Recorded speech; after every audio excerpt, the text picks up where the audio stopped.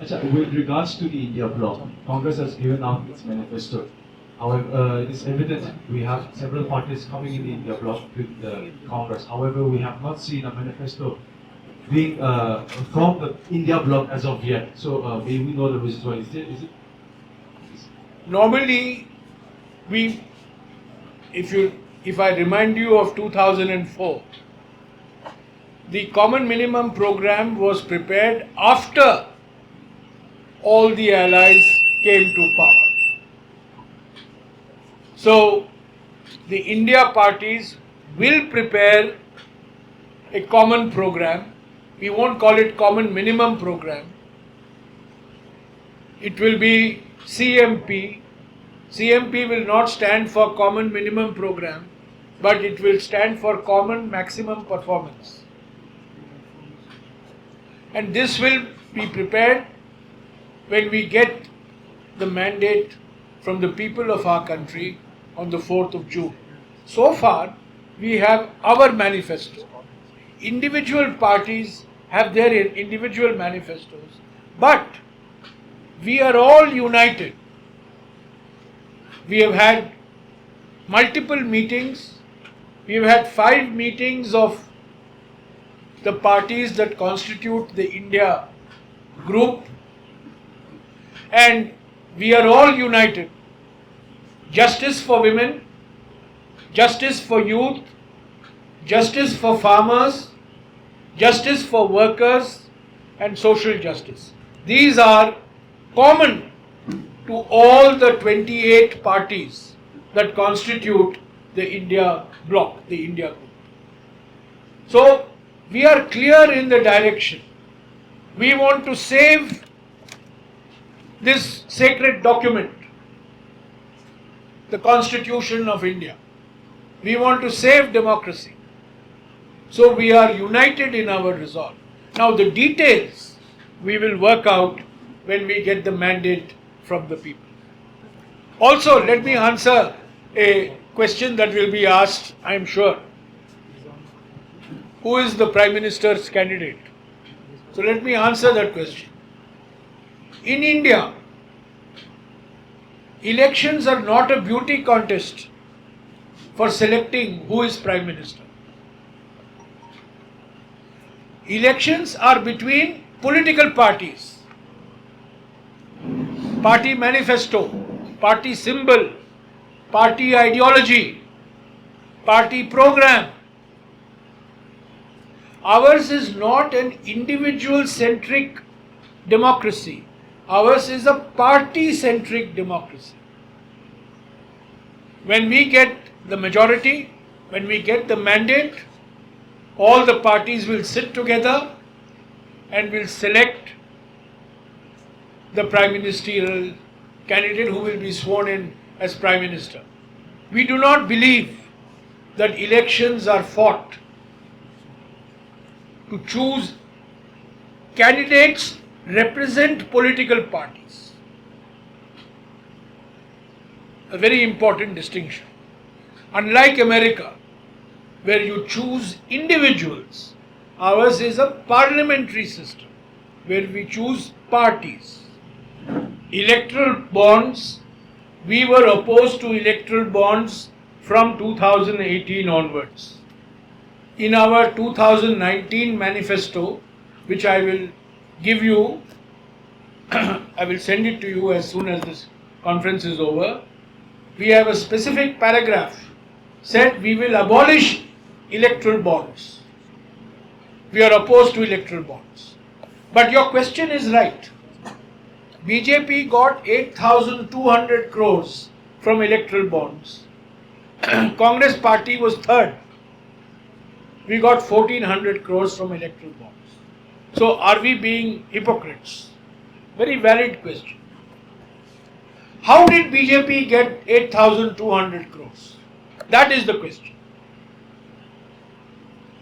Out of 8,200 crores, BJP got about 4,000 crores of electoral bonds by companies who were given contracts to build airports, to build highways, to build bridges. infrastructure projects. They got over 2,000 crores from companies who were subject to ED, CBI, income tax, and they got about 2,000 crores from companies to whom they had given contracts. So there were different ways. Now the Congress party is not in power. We don't have CBI. We don't have ED. We don't have income tax. We are not giving contracts for Dimapur airport. We are not giving contracts for NH37. This is being given by the government of India, controlled by the BJP. So the electoral bond that has gone to the BJP has gone because of threat, fear, intimidation, and contracts awarded by the BJP government at the center. The people who have given to the Congress are people who have been giving to the Congress for the last 70 years. After all, we are a 135-year-old party. 139-year-old party. I should correct myself. So we are in not a position to threaten people. We are not in a position to award any contracts. We have only two state governments, Telangana and Karnataka, and that is, we have come about only in the last year. That is why the Supreme Court said the electoral bond is unconstitutional. It's illegal and it's unconstitutional. It is the world's biggest corruption racket run by the Prime Minister. You threaten and you get the bond. You give a contract, you buy the bond. So this is how the BJP legitimized corruption. That's what they did. So we are not being hypocrites. Because we don't control the agencies, we don't award contracts from the center. This is what the BJP has done. Now your first question. Negotiations were resumed in 1997. Mr. Deve Gowda, Mr. Gujral, Mr. Atal Bihari Vajpayee. Actually, they started when Narasimha Rao was the Prime Minister. Then Mr. Deve Gowda, then Mr. Atal Bihari Vajpayee, Mr. Gujral, then Mr. Vajpayee, then Dr. Manmohan Singh. All this resulted in certain ideas that were incorporated in 2013 and which were incorporated in the framework agreement of 2015. The latest document we have is the 2015 document, the framework agreement, without the details. Now that framework agreement reflects this long years of negotiations that took place. As far as I am concerned, the starting point is what was released in 2015. The details of which we don't know. We don't know what the details are. And we have been demanding in Parliament and outside, please take us into confidence and tell us what are the details of this agreement, framework agreement. You have signed a broad framework agreement. We all want peace to come back to Nagaland. Now today Mr. Modi has all the files. He can make the 2013, 2015, all the discussions that have taken place from 1997 onwards, he can make them public. We are not in a position to make them public because we are not in government. So my answer to your question is, the 2015 framework agreement reflects long years of negotiations between the government of India and the NSC and IM, and it is up to the Prime Minister of India to make public how they arrived at this framework agreement, including what had happened in 2013. We believe that all regions of Nagaland must see development. We believe that the political aspirations of the people of Nagaland must be fulfilled, and Article 371A is a reflection of the commitments made as part of the Constitution of India. Imbalances in development must be addressed. People in different parts of Nagaland must have a voice in governance. And this is true not just of Nagaland. It's true in Assam, it's true in Bihar, it's true in Kerala, it's true in Jammu and Kashmir, it's true in Gujarat. Regions in every state feel left out of governance. That is a reflection on bad governance. So we believe we must have balanced regional development between states and balanced regional development within a state. Both are important. So far, we have been addressing interstate inequality.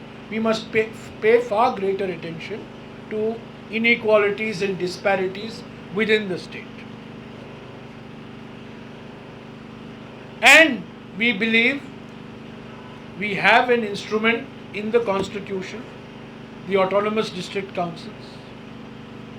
We must hold regular elections. To give you an example, the last time elections were held to the ADCs in Manipur was in 2015. And part of the problem in Manipur is you have not held elections to the 6 ADCs in Manipur. So the ADCs, you must have election, you must give them adequate powers, according which is part of the 6th schedule. So that is our stand, that is our commitment. As far as the first question is concerned, one second. As far as the first question is concerned, we have a young, dynamic, active, aggressive PCC president who is our candidate for the election. And there can be no greater demonstration of the seriousness of the Congress party in Nagaland than the fact that my friend, my colleague, who was with us in the Bharat Jodo Nyaya Yatra throughout, Jameel, he is our candidate. So I think people of Nagaland, the youth of Nagaland, are looking to the Congress as an alternative voice. You need an opposition. All parties have become part of the NDPP. What sort of democracy is this? We cannot have a one-man democracy. We cannot have a one-party democracy. So I think we are very serious, and the fact that Mr. Jameel is our candidate, our PCC president is the candidate, shows that the Congress is very serious. The BJP government did, Modi ji did the Look East policy, then the Act East policy. So he's just looking at the East and then acting on this now, fencing it, considering he wanted to have trading with Southeast Asia, but then he's he's fencing the border. This question should be asked of the Chief Minister of Nagaland. Why has he not been able to influence the Prime Minister and the Home Minister? Why? After all, he is part of their alliance. The BJP is very much part of the NDPP. Mr. Rio is very much in bed with the BJP, and the BJP is very much in bed with Mr. Rio. So why is Mr. Rio and his colleagues not been able to influence the Home Minister and the Prime Minister on this issue? It's a sensitive issue. After all, it's a 1700 kilometer long border, and yes, and you have, and I must be the only person who has gone from one end of the border to the other end of the border. I've travelled across the border, and this question should be asked of the Nagaland Chief Minister. What is the Nagaland Chief Minister doing? Does he have the courage of conviction to give up his alliance with the BJP on this issue, if it means so much to him. See, I think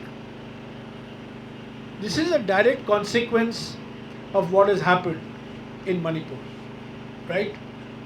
All this is a reaction to the events in Manipur. Today we are on the 9th of April. Manipur erupted on the night of 3rd of May, almost 11 months ago. Prime Minister is quiet. He has not come to Manipur. He has not met the Chief Minister of Manipur. He has not met political parties of Manipur. He has not met MPs of Manipur. One MP is his MOA, his External Affairs. He has not met him. He has not met MLAs of Manipur. He had to come to Mizoram for assembly election. He had to cancel because then people would have asked him, "You are coming to Mizoram, why can't you come to Manipur?" This is the act, and what has happened in Manipur on the 3rd of May is a direct result of the politics of division, politics of divisiveness, which the BJP practices. What has happened in Manipur is only a trailer. You know trailer? I mean, you see Netflix and Amazon Prime, you see trailers. What you have seen in Manipur is a trailer. What the RSS and BJP will do in the Northeast. They will divide the Northeast on religion, on caste, on language, on food habits, on everything. And what you have seen in Manipur is just a starting point. So it is for people like Mr. Conrad Sangma in Meghalaya. It is people like Mr.